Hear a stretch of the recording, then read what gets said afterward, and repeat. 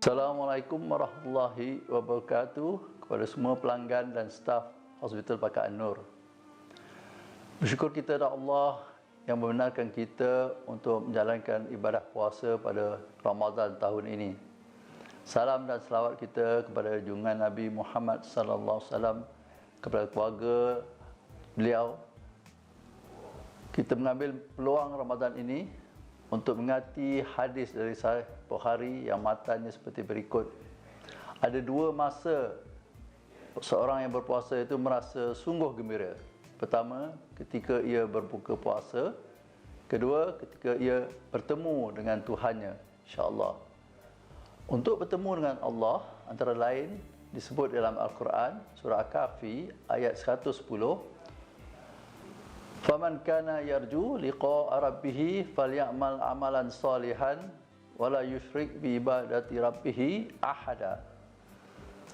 Oleh itu, sesiapa yang percaya dan berharap akan pertemuan dengan Tuhannya, hendaklah ia mengerjakan amal soleh dan janganlah ia mengsyirik kepada Tuhannya dalam ibadah. Tadi dua syarat daripada ayat Quran itu, bahawa untuk kita bertemu dengan Allah, pertama, kita perlu menjalankan amal soleh. Kedua, jangan kita syirik kepada Allah SWT. Dalam surah An-Nisa terdapat juga ayat 124, "Faman ya'mal minas solihati min dzakarin aw untha wa huwa mu'minun fa ulaika yadkhulul jannah wa la yuzlamuna naqira."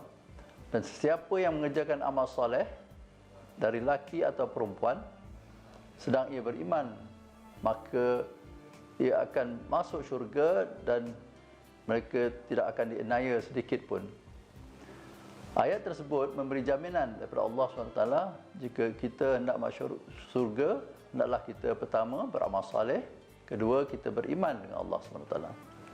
Jadi marilah kita perbanyakkan amal soleh kita pada Ramadan ini, kerana kita juga biasa dengar hadis yang menyebut matan yang berbunyi, setiap perbuatan anak Adam itu akan digandakan amalnya dengan 100 kali hingga ke 700 kali ganda. Allah firman, melainkan puasa yang akan dibalas oleh Allah sendiri bagi mereka yang menjauhkan diri daripada makanan dan juga menjaga hawa nafsunya kerana Allah Subhanahu Wa Taala. Marilah kita perbanyakkan amal soleh kita dengan berzikir, membaca Al-Quran, bersedekah dan juga membantu orang yang memerlukan. Yang paling baik, afdal, jika kita dapat membantu saudara mara kita yang terdekat. Pada situasi sekarang yang sungguh mencabar serta tertekan, wabak COVID-19 ini menjadi keutamaan kepada Hospital Pakar An-Nur. Oleh itu, kita ingin mengucapkan setinggi-tinggi perhargaan kepada para doktor, jururawat, frontliners kita dan staf sokongan yang sentiasa bekerja keras menabur bakti untuk memastikan keselamatan dan kesihatan semua rakyat Malaysia terpelihara. Staf An-Nur tidak terkecuali dari perjuangan ini.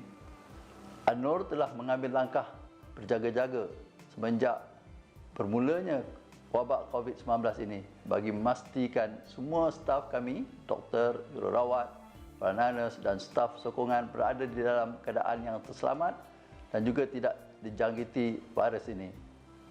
Antara langkah yang diambil, setiap pintu masuk di lobi dan di Jabatan Kecemasan, pemeriksaan suhu badan dilakukan serta borang deklarasi diri hendaklah diisi. Disediakan juga sanitizer di tempat-tempat tertentu, penggunaan penutup hidung dan mulut dan juga penjarakan sosial di tempat menunggu. Perkara ini semua hendaklah dijaga demi keselamatan setiap orang yang berurusan dengan Hospital Pakar An-Nur.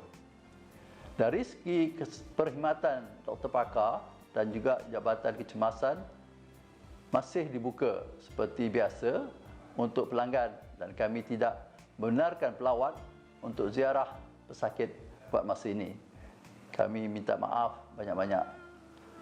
Kami memahami kebimbangan pelanggan, tetapi kepada pesakit yang memerlukan rawatan untuk masuk ke wad seperti demam, masalah pernafasan atau untuk prosedur, mereka perlu menjalani ujian COVID untuk keselamatan semua pihak.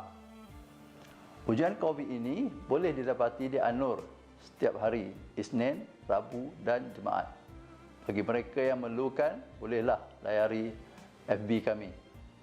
Sekali lagi kami ingin mengucapkan selamat berpuasa serta meraihkan Hari Nuzul Quran pada 17 Ramadan ini, dan marilah kita sama-sama berdoa kepada Allah SWT agar semua usaha kita memerangi COVID-19 ini berjaya dengan kerjasama semua rakyat Malaysia mengikuti dan menjalani semua SOP-SOP yang telah ditetapkan oleh KKM.